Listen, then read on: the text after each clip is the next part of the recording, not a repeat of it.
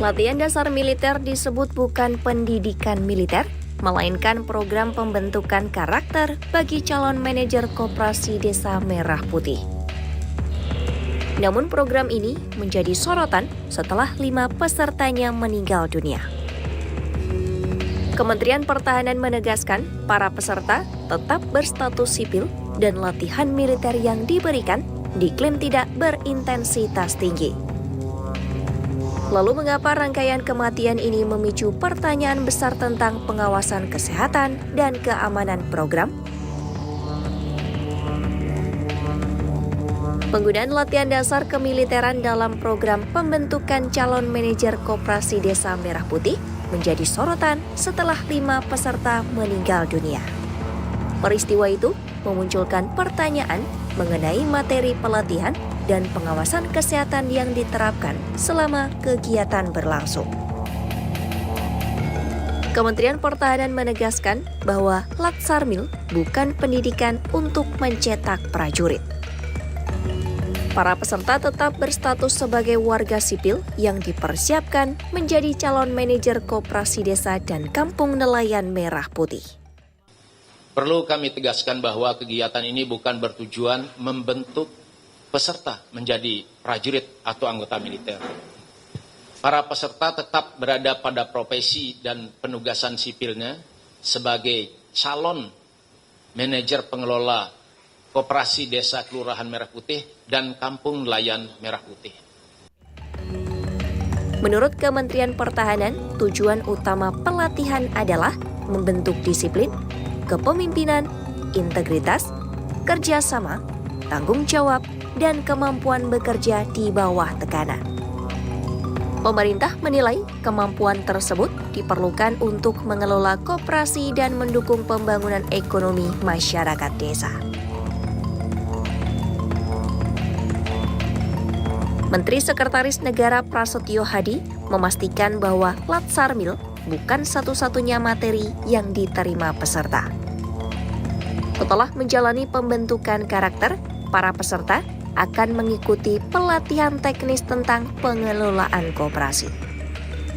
Pemerintah menegaskan bahwa peningkatan kompetensi manajerial tetap menjadi fokus utama program ini. Nanti kan kalau mengenai kompetensinya tetap ada juga pelatihan. Kementerian Pertahanan menegaskan bahwa latihan fisik dalam program ini tidak dirancang dengan intensitas tinggi. Kepala Pusat Komponen Cadangan Kemenhan Brigjen TNI Hengki Yuda Setiawan menyebutkan kemampuan intelektual menjadi fokus utama dalam program SPPI. Menurutnya, porsi latihan fisik tidak menjadi beban bagi peserta dan telah disesuaikan dengan kondisi masyarakat sipil. Jadi untuk porsi latihan dari saudara-saudara kita yang tergabung dalam SPPI ini semuanya sudah terukur. Artinya terukur adalah awal kita memang ini bukan untuk menjadi militer, tetapi adik-adik ini disiapkan untuk memiliki disiplin, integritas, dan juga etos kerja. Sehingga porsi sejak awal itu porsinya tidak berat. Bahkan, program ini juga menerima peserta dari kalangan penyandang disabilitas. Kementerian Pertahanan mengungkapkan bahwa peserta dengan kondisi kesehatan tertentu diberikan pita putih sebagai penanda. Penanda itu digunakan agar instruktur dapat memberikan perhatian khusus kepada peserta yang memerlukan pengawasan medis.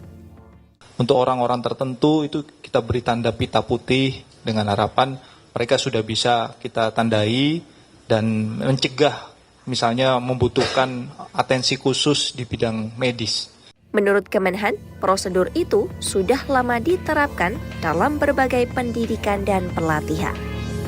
Setiap kegiatan juga diawali dengan pemeriksaan kondisi peserta untuk memastikan mereka berada dalam keadaan fit.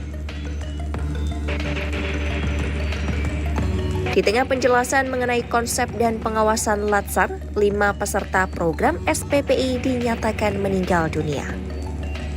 Kelima peserta itu yakni Yonanda Muhammad Taufik, Anissa Muyasaro, Novia Ramadhani Sihotang, Muhammad Rifki Renaldi Gunawan, dan Nola Diasari.